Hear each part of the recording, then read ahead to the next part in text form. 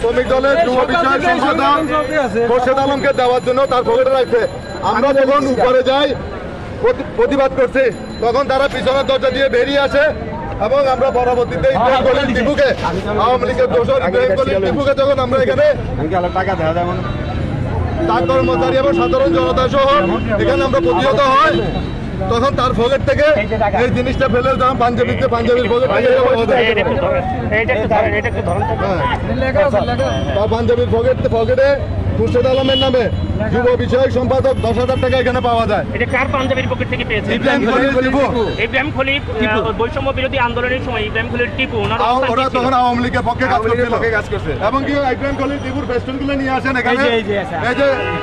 এই যে হলো সেই ইব্রাহিম খলিল টিপু, যে 2022 সালে তার ফেসবুক আইডি জুন 11, 2022 তারিখে তার ফেসবুক আইডিতে পোস্ট করা আছে আওয়ামী লীগ শেখ মুজিবুর রহমানের ছবি সহ সেই শুভেচ্ছা জানাইছে।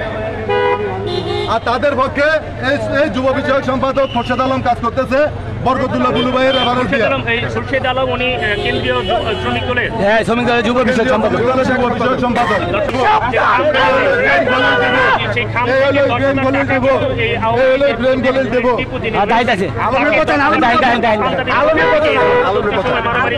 তার পকেট থেকে কিন্তু এই টাকাটি উদ্ধার করা হয়েছে এবং মূলত বৈষম্য বিরোধী আন্দোলনের সময় সে সক্রিয়ভাবে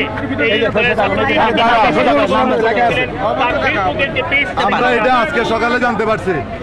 আমরা আগে আমাদের আগামী 17 তারিখ ঢাকা জিপিওতে আমাদের একটা ইফতার মাহফিল আছে, আমরা ইফতার মাহফিলের জন্য কাজ করতেছি। আমরা বিগত আন্দোলন সংগ্রামে আমাদের সক্রিয় অংশগ্রহণ ছিল।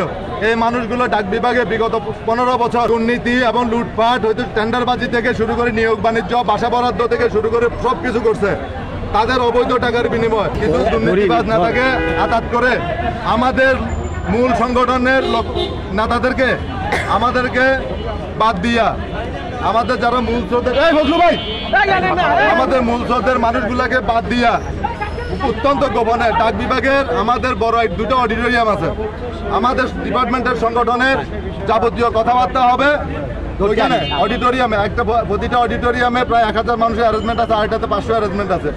ওরা ওইখানে না করে শ্রম অধিদপ্তরের সাথে গোপন আদালতের মাধ্যমে চিঠি বের করে হোটেল রমণীর 20 তলায় সম্পূর্ণরূপে অগণতান্ত্রিক উপায়ে গোপনীয়ভাবে উদ্দেশ্যপ্রণোদিত ষড়যন্ত্রমূলক একটা প্রশাসনের মিটিং করছিল কমিটি গঠনের লক্ষ্যে।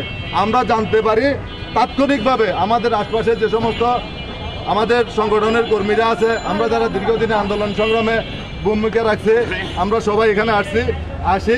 আমরা প্রথমে এখানে প্রতিহত করার বাধা দিছি, আমাদের বাধা শুনে নাই।